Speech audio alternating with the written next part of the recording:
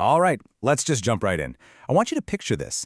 A future where humanity's long, long story finally hits what everyone thinks is the last page. But it turns out, this final chapter, it's about to flip everything we thought we knew about winning, about being free, and, our entire place in the cosmos, on its head.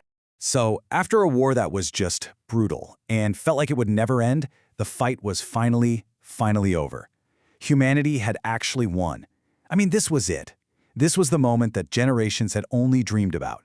Their oppressors, the beings they only knew as the controllers, the ones who had dictated their every single move, they were just gone. Poof, vanished, wiped from existence. And what was left behind? This absolute deafening silence. And, with the controllers gone, it was like a new dawn. No more strings being pulled, no more living under someone else's thumb. For the very first time in all of their recorded history, humanity was really, truly 100% free. Or so they thought. Yeah, that incredible feeling of peace, that rock-solid certainty that they had won, well, it was all about to be just completely shattered. Because the truth was way more complicated and honestly, way more terrifying than anyone could have ever imagined. So, let's talk about that. Victory and silence. What did this victory actually look and feel like? Well, right after the war, it was all about this deafening quiet that just seemed to spread across the entire galaxy. On their new home base, Nova Prime, everything was different. That constant psychic static, the controllers' signals buzzing in the back of their minds, gone. No one was meddling with them, no one was guiding their hand, and there was no enemy left to fight. And for the very first time, the universe just felt quiet, almost disturbingly empty.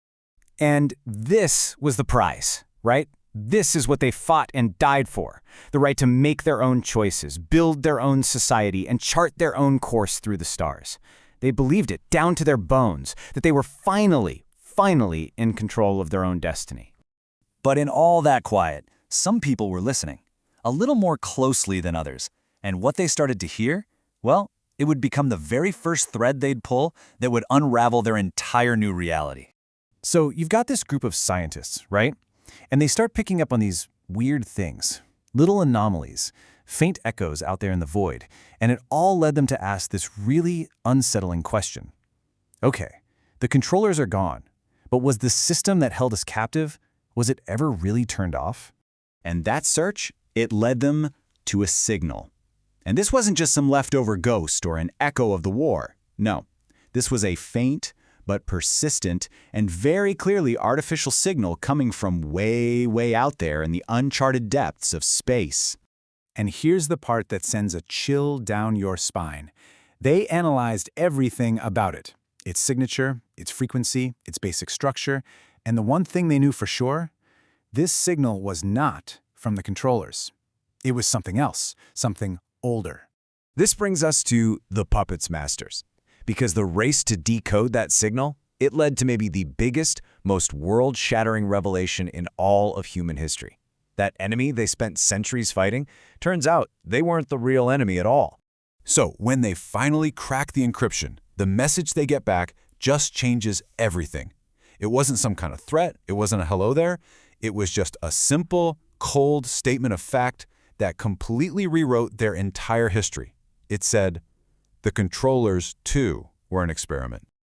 And just like that, the new reality snapped into focus. See, humanity thought they were the subjects fighting their masters. But the truth was a ladder. Humanity, they were step 1, the subjects. The controllers, they were step 2, not the masters, but just another experiment. And that meant there had to be a step 3, right? Some unknown entity above them all, the real creators. So now we get to the idea of the eternal chain. And look, this wasn't just a simple who's the boss situation. No, what the signal revealed was a design, a pattern so huge and cyclical, it made their entire devastating war seem like nothing, just a blip. They started calling it the infinite loop, basically a cosmic system of creation and observation. Here's how it works. A civilization rises up, it reaches its peak, and then it's basically compelled to create the next species in the chain. And once its job is done, its purpose fulfilled, it just becomes another quiet part of the very system it helped continue. So here's the real kicker. Their entire history, what they saw as a straight line, from slavery to war to freedom, it was all a lie. The truth wasn't a line at all.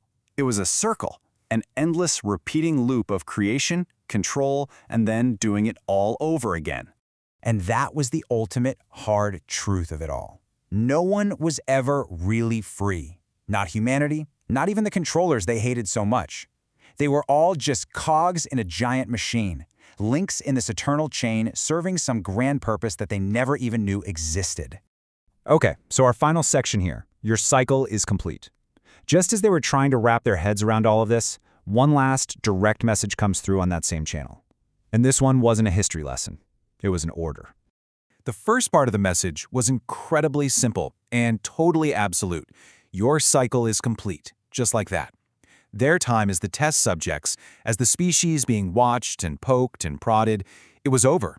The experiment had officially ended. And then came the final command, the one that changed everything, the one that revealed the true meaning of their so-called victory. It said, "Prepare to become the creators." And boom, in that one moment, it all clicked. Freedom was never the goal. The prize was a promotion. Their entire war, their struggle, their evolution, it was all just a final exam. And guess what? They passed. Now it was their turn, their responsibility. They had to create a new species. They had to start the next loop. They had to become the next link in that eternal chain. So this whole incredible story leaves us with this really fascinating and kind of unsettling final thought.